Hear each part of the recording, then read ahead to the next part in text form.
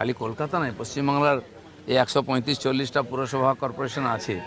দেখুন, হাওড়ার মতো পুরসভায় 8 বছর নির্বাচন নেই, দুর্গাপুরের কর্পোরেশনে এরকম 5-6 বছর নির্বাচন নেই। কি সরকার চলছিল এতদিন? এদের তো আগে যাওয়া উচিত ছিল, মানুষ শেষ পর্যন্ত সহ্য করতে না পেরে পাঠিয়েছেন।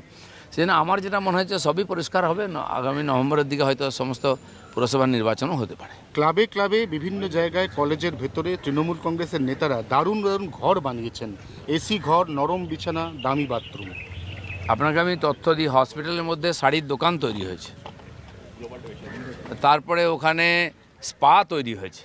এই যে কালচারটা, পয়সা লুটো, খাও, ফুর্তি করো, ক্লাবের ভিতর থেকে টাকা, ইউনিয়ন রুম থেকে কাঁড়ি কাঁড়ি টাকা পাওয়া যাচ্ছে, মদের বোতল পাওয়া যাচ্ছে ক্লাবের ভিতর থেকে, পাবলিককে উদ্ধার করছে। যে জানে পুলিশ কিন্তু এখনও হাত লাগাচ্ছে না। কিসের প্রভু ভক্তি জানি না, প্রভুর বিদায় হয়ে গেছে, ভক্তি যায়নি। পুলিশকে আরও সক্রিয় হতে হবে, নাহলে পুলিশকেও লোকে একই দৃষ্টিতে থাকবে, তাদের সঙ্গেও একই রকম ব্যবহার করতে পারে লোকে। জয়প্রকাশ মজুমদার পুলিশের গাড়ি থেকে নামতে চাইছেন না, পুলিশ বোঝাচ্ছে আপনি দাদা নামুন, আপনাকে কোর্টে নিয়ে যাব। জয়প্রকাশ বলছে নামলেই তো ডিম মারবে, আমি নামবো না। হাত জোর করে পুলিশকে বলছে আমার নামাবেন না, নামালে ডিম মারবে। তার টিএমসির নেতারা এখন কাঁচা ডিম খাচ্ছেন, সেদ্ধ করারও সময় নেই। এই ধরনের লোকেরা কী ধরনের স্টেটমেন্ট দিত আপনারা দেখেন। মানুষকে এত বোকা ভাবেন এরা, যে হচ্ছে যা ইচ্ছা করুক, উপর দিয়ে মাড়িয়ে চলে যাব দিনের পর দিন, মানুষ কিছু করবে না। ভারতের গণতন্ত্র আর ভারতের জনগণ কত সজাগ সেটা মানুষ দেখিয়ে দিয়েছে। বাকি যাদের যেখানে যাওয়ার নিশ্চয়ই যাবে, সেটা আইন নিয়ে যাবে। দাদা 1 মাস হয়ে গেল, এখনো মন্ত্রিসভা হয়েছে, কিন্তু দায়িত্ব বন্টন কবে হবে? সবাই 1 মাস কোথায় হলো? প্রথম শপথ নিয়ে আমরা 9 তারিখ, তারপরে চলছে। সরকার তো কাজ করছে, মন্ত্রিসভা হলে কি 43 জন হবে, কি 33 জন হবে, কি কতজন হবে সেটা তো নির্ভর করছে। তো মন্ত্রিসভার যে ক্যাবিনেট তারা ডিসিশান নিচ্ছেন, যে কাজগুলো পেন্ডিং ছিল সেগুলো সরকার ডিসিশান নিচ্ছে, পাস হয়ে যাচ্ছে, কাজ শুরু হয়ে যাচ্ছে। এই মাস থেকে যত পেন্ডিং কাজ, কেন্দ্র সরকারের যত প্রকল্পের কাজ সব শুরু হয়ে যাচ্ছে। কাল পরশু, আজকে দিল্লিতে বৈঠক হবে, আমরা এখান থেকে ভিসিতে থাকব, এবং কাল থেকে যে জিরামজি, বর্তমান নারেগা হবে এই মাসে, পরের মাস থেকে জিরামজি শুরু হয়ে যাবে। সড়ক যোজনার টাকা এসে যাচ্ছে, কাজ শুরু হয়ে যাবে। আবাস যোজনা, শৌচালয়, সব কাজ শুরু হবে একসঙ্গে।